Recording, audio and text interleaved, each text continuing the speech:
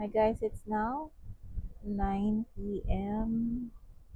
Meron pa akong tinatapos na video for YouTube. Ang dami ko pang to edit for TikTok. And by the way, eto nga pala yung tinitake ko sa gabi, yung Daily Plus na digestive aid. So, this is a probiotics. Lagi akong constipated and bloated. That's why nagtitake ako nito. Kaka-start ko palang gumamit nito.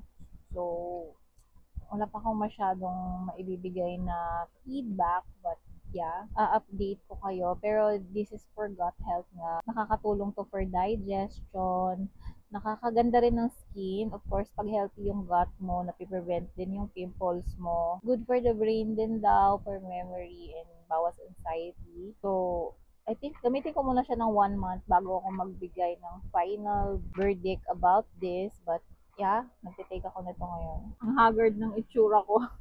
Inaantok na ako, parang hindi ko na kayang tapusin tong edit ko. So, iinom na muna ako nito. So, ayan. Medyo masakit na rin yung ulo ko siguro. Bukas ko na tatapusin yung mga trabaho ko.